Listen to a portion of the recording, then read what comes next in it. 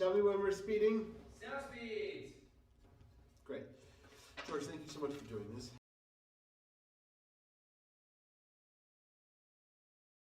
The grant study was started by a poor man's Sam Walton. He had a wonderful 25-cent department store. He made a fair amount of money. He had a favorite patient who happened to be head of the Harvard Health Services. And his idea was to fund a study of young men to emphasize what about them was normal. And the head of the health service, who was basically a 1930s eugenicist, wanted to study how you created supermen who could function at high altitudes. So they tried to select what made a good officer, and all they were interested in was body build, mesomorphy, masculine body build, IQ, social class, and it was just what the OCS wanted, and they never thought to follow it up. And fortunately they did, or they didn't, but I did. And what will be of interest to the average viewer was it was a warm childhood that made a good officer, and Ben Bradlee did very well in promotion. It's because of World War II, and as far as W.T. Grant, who was the antecedent of Sam Walton, it was to find good department store managers. It never occurred to them that they should be interested in human relationships.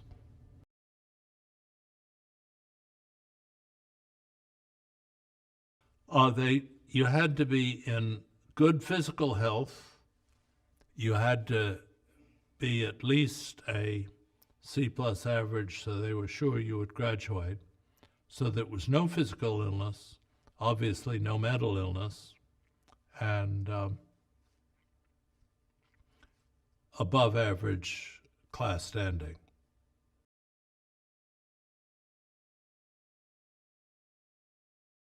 The most famous is Ben Bradlee's good friend, John Kennedy. But they're, I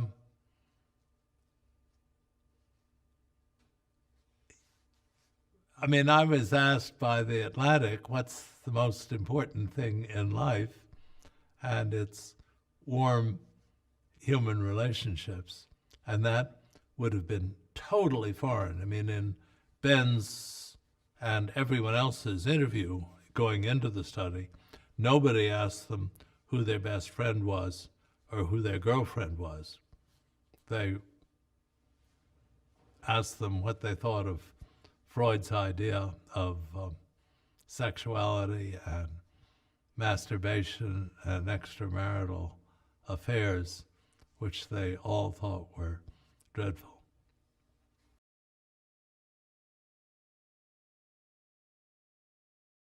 The idea was it was going to go on for 20 to 25 years, and it was the fact that I'm a total obsessive compulsive when it comes to long-term follow-up, and that it's gone on now for 75 years, and our oldest men are 95 and 96.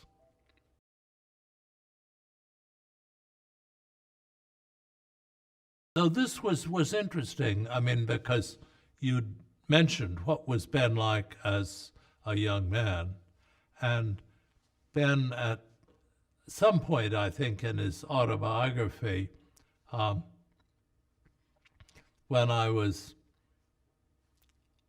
a late teenager, I gave a shit about nothing, and Ben was a conservative, and as a student, really until he finished the Navy, was very ordinary. I mean, he was clearly, nobody thought he had any troubles, but nobody, as I'm going to reveal, fell desperately in love with him as a totally extraordinary human being.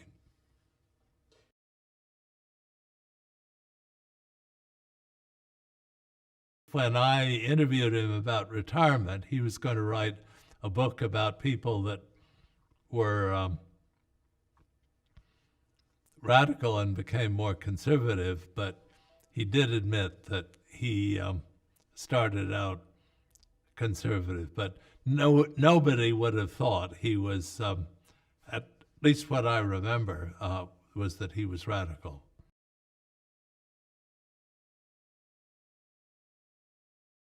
I mean, this has been to a fare thee well. And I mean, this is what I'm going to be talking to you about, is Ben's absolutely implacable optimism. I mean, he got polio, he was paralyzed from the waist down. As far as the world was concerned, he was absolutely never going to walk again. And Ben thought that was a bunch of hooey and made the baseball team by following all of those difficult exercises with extraordinary grit. And that's something that characterized him all his life, was his grit. And so he just assumed that it was going to be all right.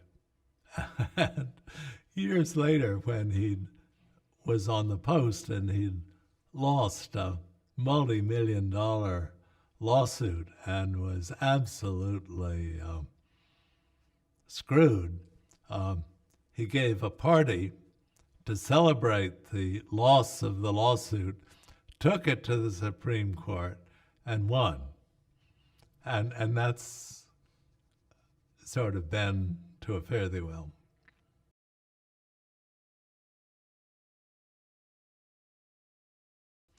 Well, I'd been terribly interested in the power of long-term follow-up, and that you find things out by following people for 20 years or 30 years that you'd never know if you followed them for 1 year or 2 years. And I'd done this with schizophrenics in residency and heroin addicts when I was in the public health service. So when I arrived at, came back to Harvard from the service, I wanted to study the health service, to study schizophrenics in college who had recovered by their 25th reunion. And they said, George, we're very sorry we didn't have a health service when the men were in college, but we do have this study of normals. And I thought, oh dear, how boring. And I signed on and became totally entranced and have been entranced for,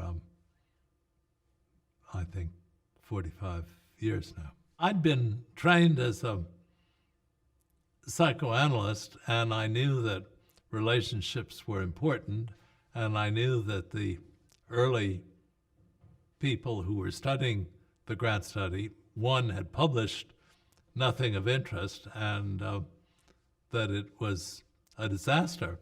So I started becoming interested in how do you cope when the going gets tough?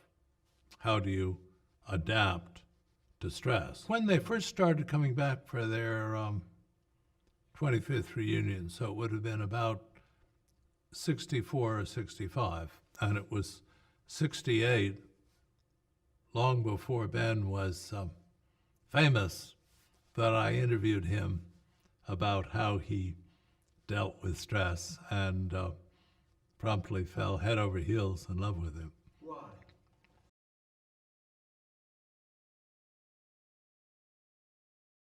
At their 25th reunion, I asked each man what they did when the going got tough.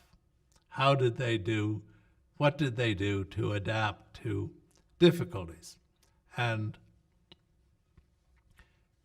people do this with involuntary mechanisms, so that you have someone like poor old Beethoven, who's just learned he's deaf. He's promised to kill himself when he became deaf. Nobody loves him. He's angry, and he sits down and he writes the Ninth Symphony, Ode to Joy, which a psychoanalyst would say, you know, he's in serious denial and needs treatment, and the rest of us have been buying his records for 200 years. Okay, that's the good way to do it. And then there's another way of adapting to stress, which is basically Woodrow Wilson's "My face, I don't mind it. You see, I'm behind it. It's the fellow in front that I jar." And these are the paranoids and the hypochondriacs and the people that have temper tantrums and have imaginary friends. And basically, as far as they're concerned, they're happy as a pig in clover, but in actual fact, they're in serious trouble and nobody likes them. And so that it was going through these questions, and it's the interview where I'm tuned into this, and you're going to have to forgive me because I'm 82 and I don't remember so good if I use a teleprompter. Early on in the interview, Ben told me that his sister-in-law had been hideously murdered, and that he didn't know what to do, but he first called Paul Moore, the bishop, and then called his two best friends, Art Buchwald and a lawyer named Williams. Quotes, "I needed someone to tell me that the world would go on. And sometimes you just want your friends around." Now that's, from grad study standards, a very unusual response, but I was already clued in that I wasn't interviewing someone who was just ordinary, but someone who was a superstar. And none of this was clear to before he left the Navy and started working as a journalist. And he then said the next great tragedy in his life was when Kennedy was assassinated. And I said, "Well, how did you deal with that?" And he said, quotes, "I cried a lot." And then he said he'd written a book about it while he was crying. "I wrote it that Friday night. It was the most helpful to have something to do." And at the same time he told me this story, he handed me the book that he wrote about Kennedy, which is pure poetry from beginning to end.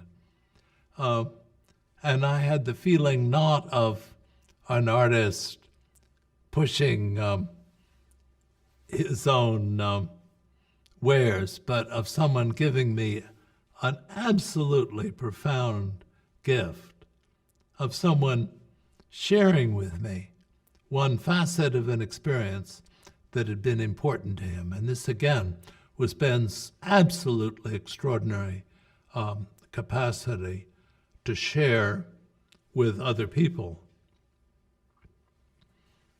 He told me he was an overachiever, and his grades and intelligence at Harvard, you never would have picked out that this was a really smart guy.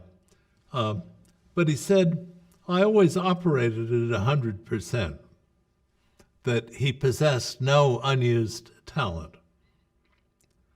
I asked him what people criticized him for, and not surprisingly, as I guess your previous guest would have said, being a barracuda with the news. And I then said, well, what do people admire you for?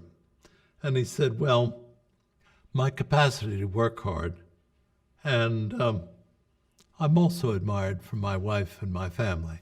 And there again was Ben's extraordinary ability to communicate that it wasn't all about him. I mean, here was an absolute superstar, but it wasn't just him.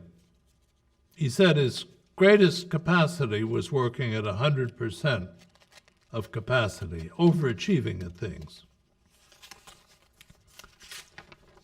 Of his conspicuous use of talent.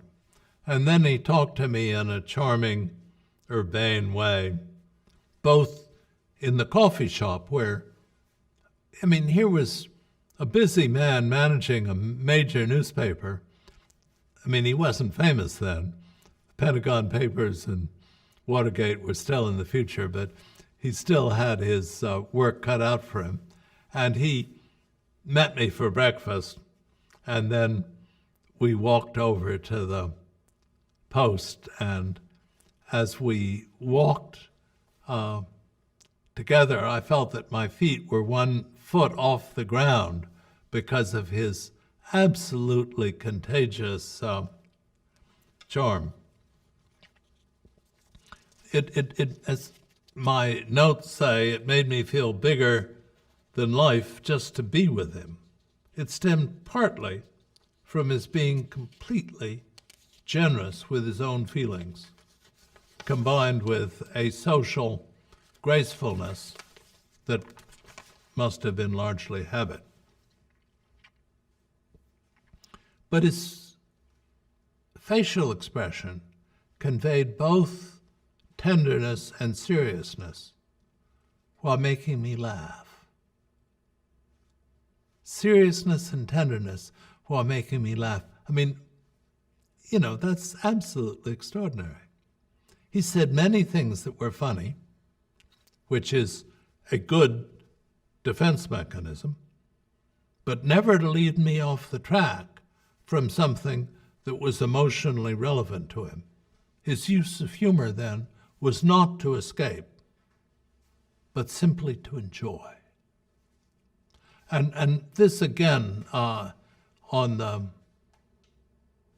score of personal enjoyment, he was off the charts in the grad study. He possessed this contagious enthusiasm and constantly saw the positive aspects, not because he defended against unpleasant, but because there were so very many things that he really enjoyed. I could easily understand why a president would have picked him as his closest friend.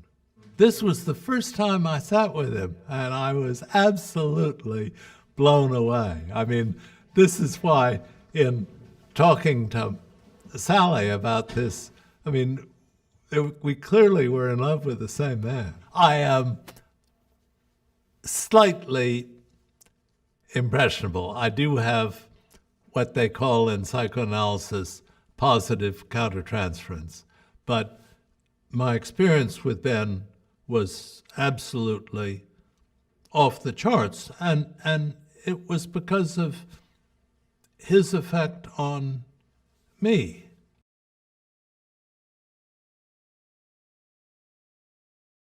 He was fun.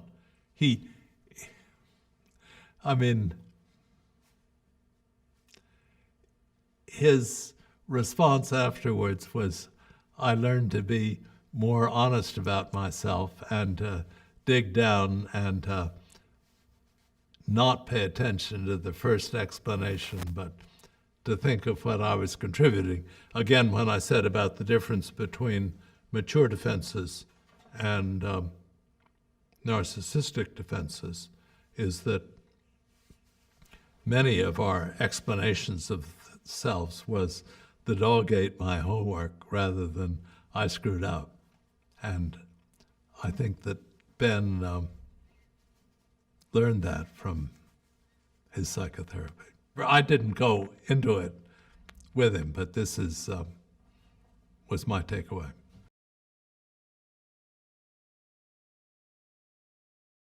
You didn't interview 268 men of the grad study and realize that it's perfectly true that when women have problems and men who aren't dyed-in-the-wool wasps have problems, they do find turning to friends comforting.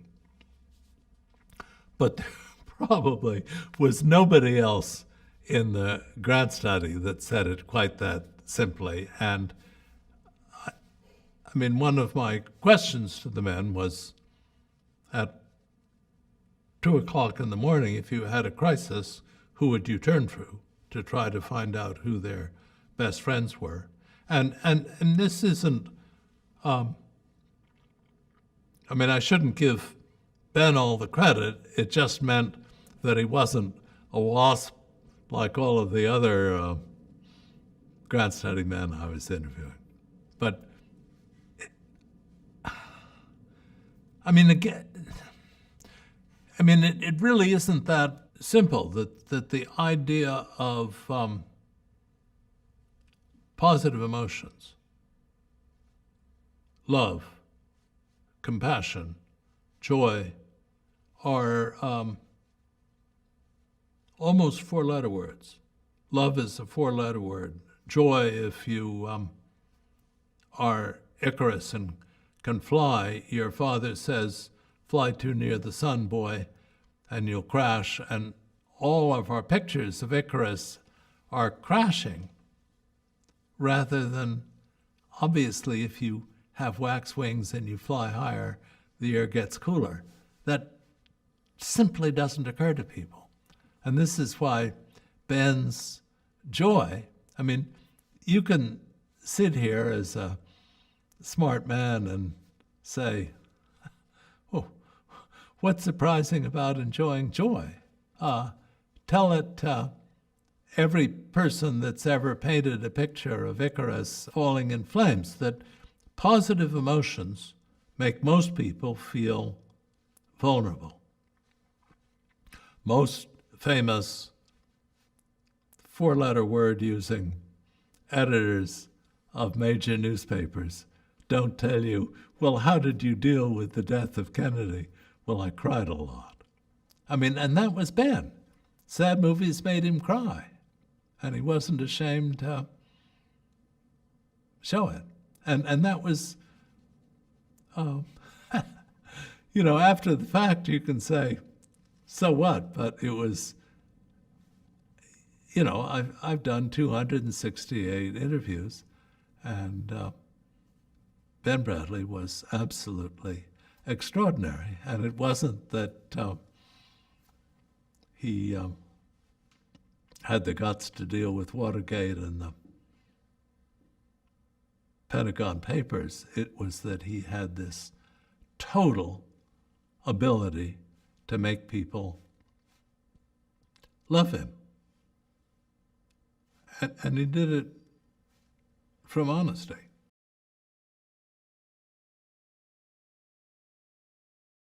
He used the four-letter words of a reporter, but never using them as expletives, and always to be sure they meant just what he intended them to mean. Although he was almost compassionate to a fault, he did it without a trace of sentimentality. He said at dinner parties, he took a lot of heat, and he remembered what W.C. Fields' secretary had advised W.C. Fields to do, which is give them an evasive answer, tell them to go fuck themselves.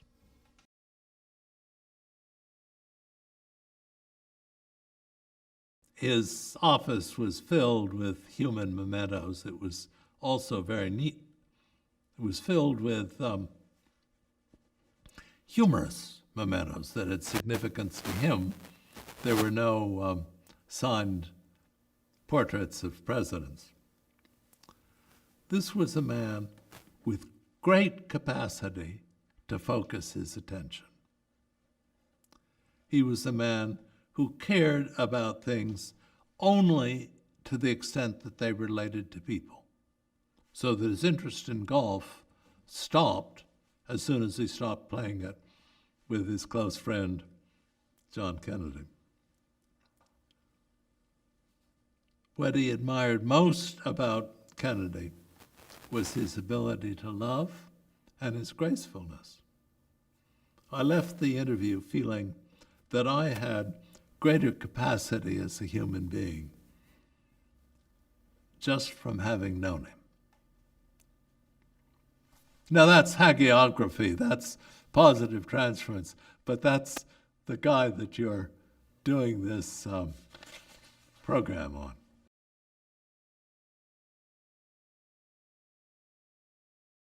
I don't think it was his ability to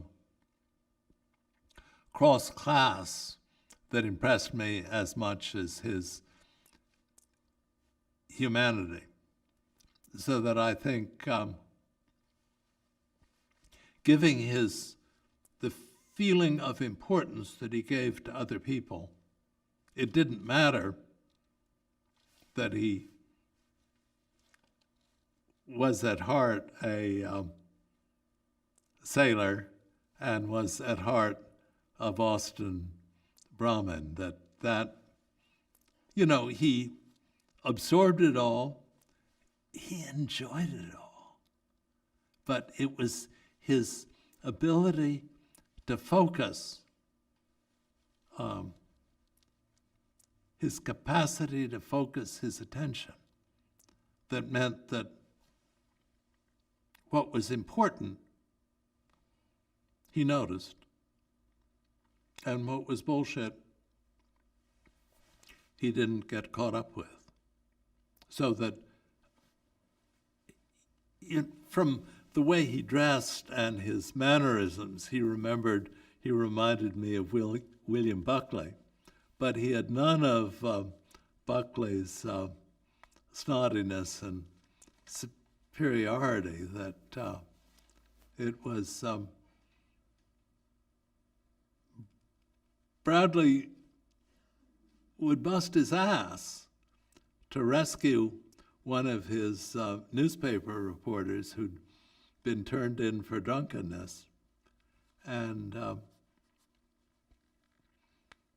that was what was important to him.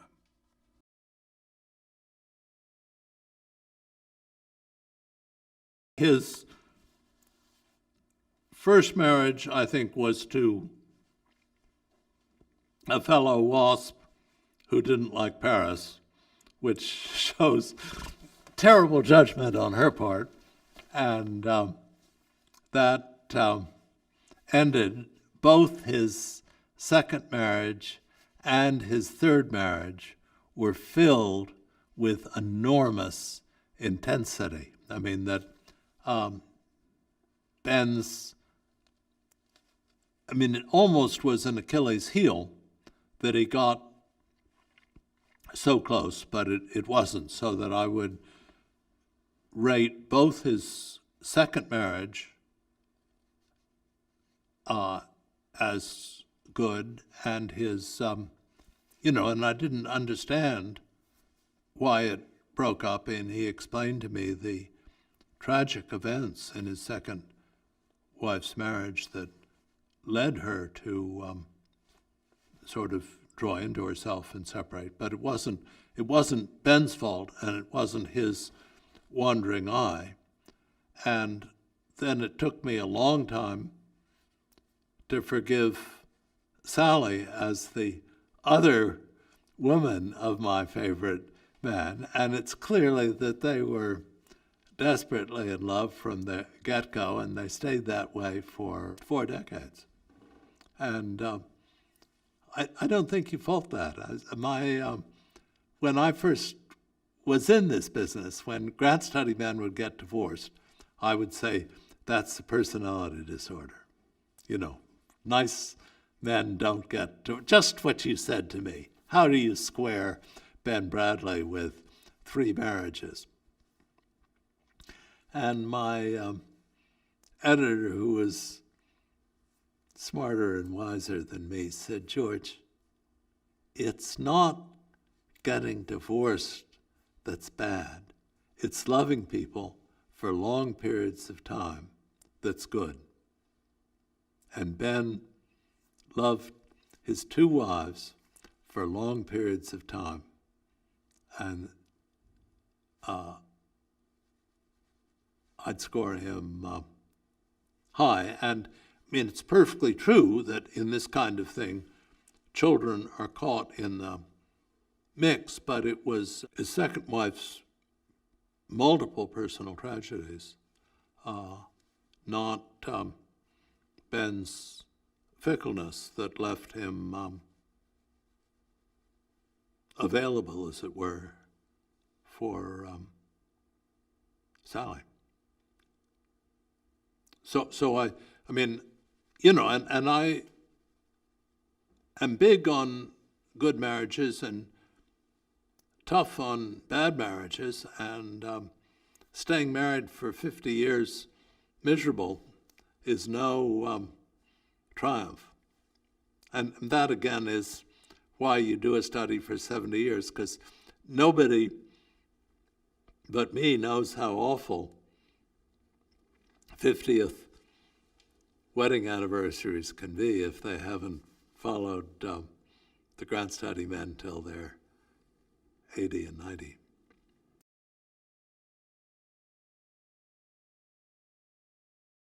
Ben was always very nice to I had a famous roommate that used to go to the kinds of parties that Ben and Sally, and Ben was always very nice about asking about George, so that, no, I don't think Ben was in love with me for 1 minute. And yes, I think that the people that knew Ben all fell in love with him, but that wasn't Ben's fault. I mean, he just gave an enormous amount and did it in a very open way. I mean, he trusted people in a way that most people don't.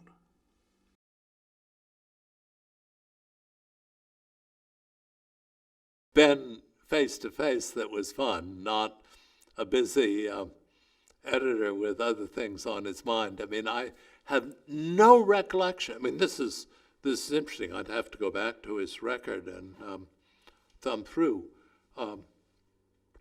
what his answers were during the Pentagon Papers and Watergate. I mean, I've read his book cover to cover and listened today to John Dean recite those years. I mean, I realized a lot was going on, but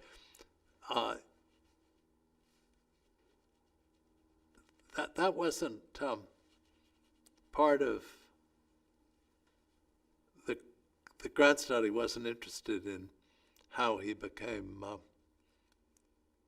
famous, except that he was, I mean, I did notice that the Post was gaining on the New York Times every year, so that the fact that he was doing a good job, but what would interest most people about Ben Bradlee wasn't what interested me. I mean, I've tried to share with you what, to me, was, I mean, if you put all the grad study men in a row and said, who do I think was most worthy of 75 years of follow-up, it would be Ben Bradlee.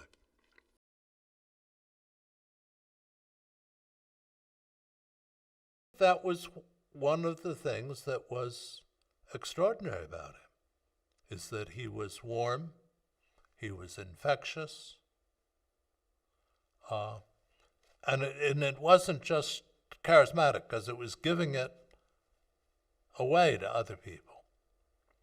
But he also was terribly comfortable with his own feelings of anger, of being a barracuda with the news, of giving people evasive answers.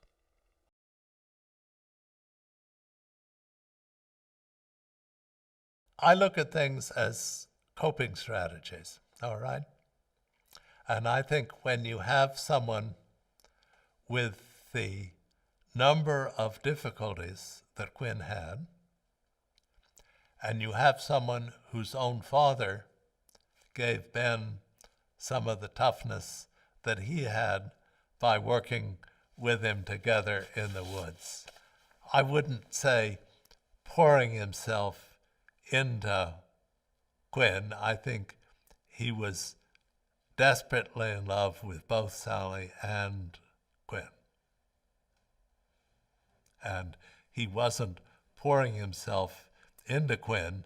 It was the same way that he could walk from the breakfast shop to his office and leave me feeling more full and confident without missing a beat. I mean, I think that was Ben. That was if you've got a child who's multiply disabled, who's survived by the grace of God, and you're trying to give him what your dad gave you, and you're Ben Bradlee, you give. I mean, you'd need to check this out with Sally, but I don't think Sally felt deprived in the process.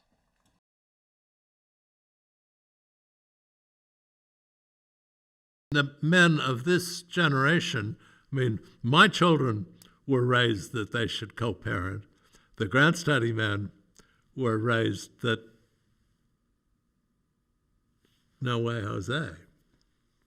I mean, you're good.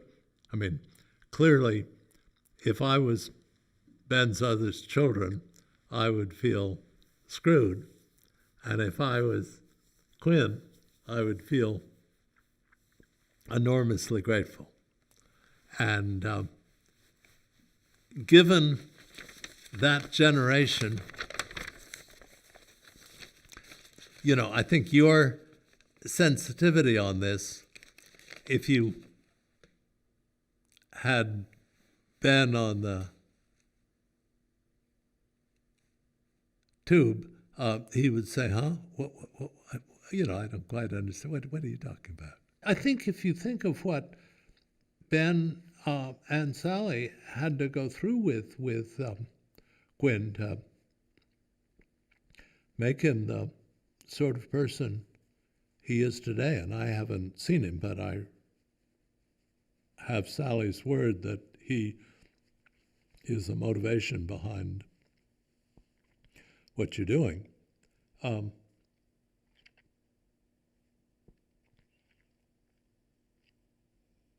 Was extraordinary.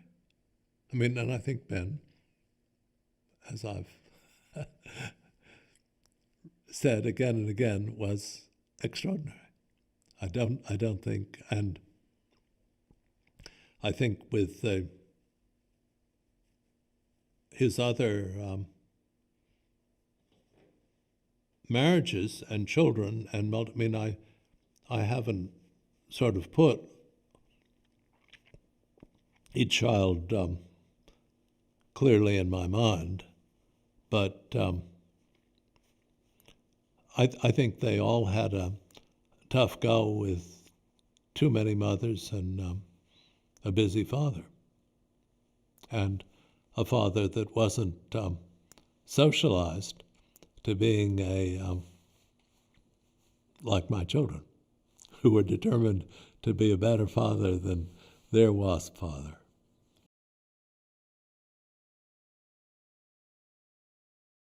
There is absolutely no question, and this is totally the fact that I stood on the shoulders of giants. The physician, I've been scornful of Arlie Bach, who wanted to treat them like robots and mountaineers, but the physician, Clark Heath, and the social worker, Louise Gregory, had charm and concern and love so they socialized these men, that the grant study was a very loving parent. And by the time I stepped into it, 13 years younger than these men, they all not only almost called me sir, but totally trusted me. And because I knew so much about them, I mean, it was like they were friends. So it was an intimate relationship, but they did regard me as a little bit an Old Testament figure, that whether they'd been naughty or nice was important. I mean, and some of them went to much greater lengths than the others to please. But they, there was that feeling that the grant study was a benign father confessor.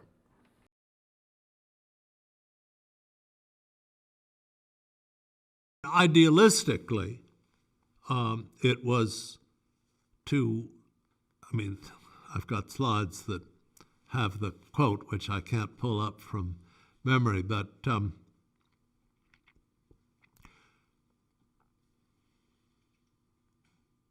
just like Marty Seligman in the year 2000, William Grant in 1937 wanted to emphasize what was healthy about people rather than what was unhealthy, and how people could enjoy their lives better. So he wanted to contribute to well-being rather than study what psychology and psychoanalysis and medicine only wants to look at things that are bad. They then got misled by studying happy lives when the world has just descended into World War II. You want to do your bit for officer candidacy school. And they hired, because what made people happy, it never occurred to them that it was social. So you didn't study sweethearts and best friends. You studied somatotype, because the first book by a physical anthropologist, Young Man, You Are Normal, was basically saying what's important in a person's personality is their body build. That's inconceivable now, and the reason that I was allowed as an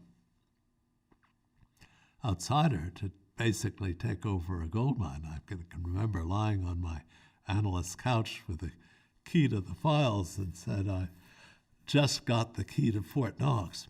I mean, I knew what I had was a gold mine, and as soon as I became involved, I mean, 200 publications and 5 books, and but nothing had come out of it before that was worth. And that was where all the Grant Foundation's money came from until I,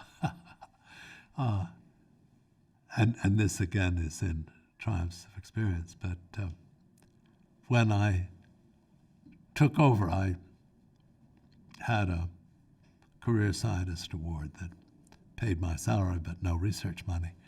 And I wanted to rehire Louise Gregory, so I wrote to the Grant Foundation